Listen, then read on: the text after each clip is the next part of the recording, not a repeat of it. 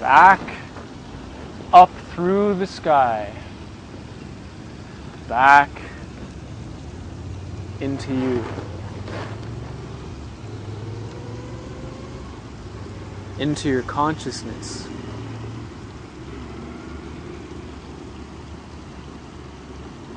Does that make sense now?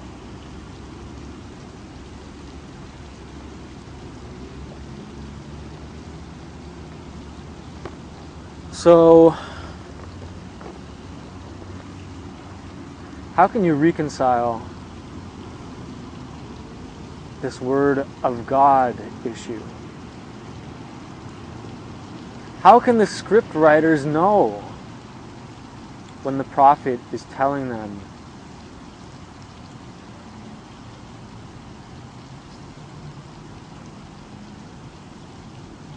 how do they know that he has the Word of God on his lips?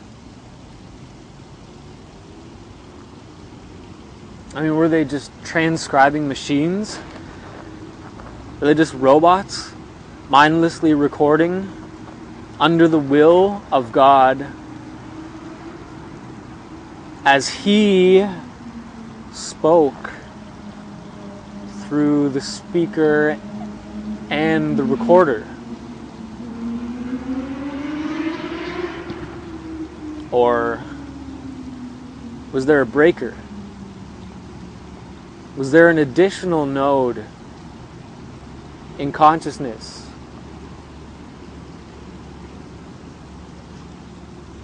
A break in the passage of the data between the speaker and the recorder? Was there a zero that needed to become a one?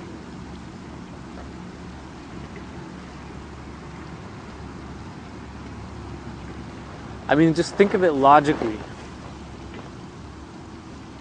And I know for some of you, this is not a subject with which you should be brandishing logic. But just think about it. If these were real events in space-time consciousness,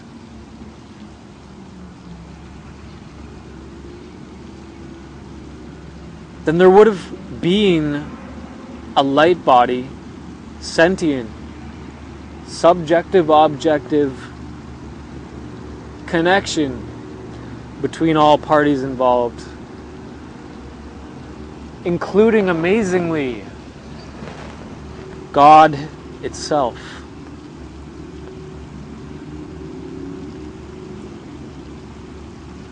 Even in that, the mediation would have still had to ultimately be quantified in light body data output. I mean, if you don't think of it in this fashion, logically, then you're looking at it basically as though it was all just made up, as though it was all fabricated. You can only look at it one of two ways. Accordingly, Jesus Christ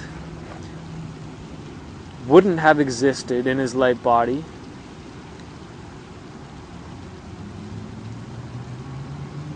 And in that sense, that wouldn't therefore even require the bridging of these gaps, of these sentience nodes. The Word of God could have been channeled or received by the recorder, by the scriptwriter.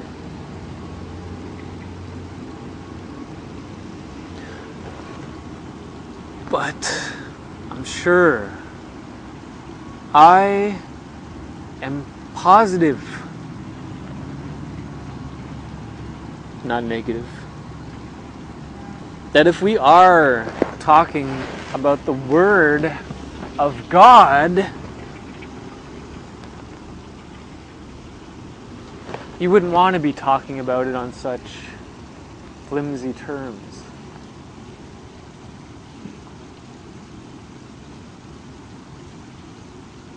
I Really though, it does just seem to shut things down when you subconsciously conclude that the Word of God can only flow through a small fraction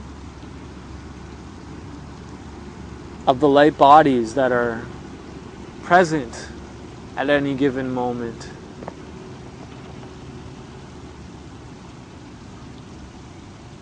After our ability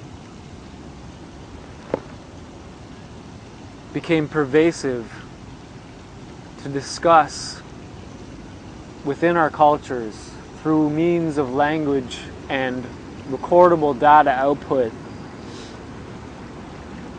our experiences and knowings and understandings. It is, however, undeniably helpful to assume that only a fraction of the light bodies are capable of transmitting the Word of God. It is only helpful if you believe that only a fraction are. If you are a scriptwriter and are trying to advance a specific type of agenda. Nevertheless, when you consider that, according to Christ, believers, the true mediator of the infallible, he has in fact presented himself to the hearts of the scriptwriters at some point in consciousness and relayed to them what they also knew to be the Word of God. Not because the man said so, not because they had an agenda in pedestalizing the one who would be the anointed, not because they got together afterwards over a beer and collectively agreed upon it, but because in their hearts they knew both from within and from without, as they stood rooted firmly in the ground as individuals, as they listened to the words, they heard what he was saying. They felt the wind softly caressing their faces. They knew that this was, in fact, the Word of God.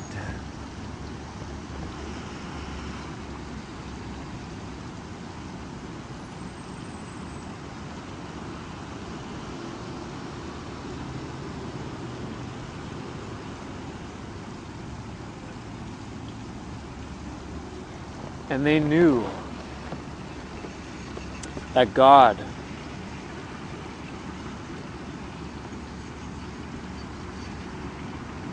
had truly revealed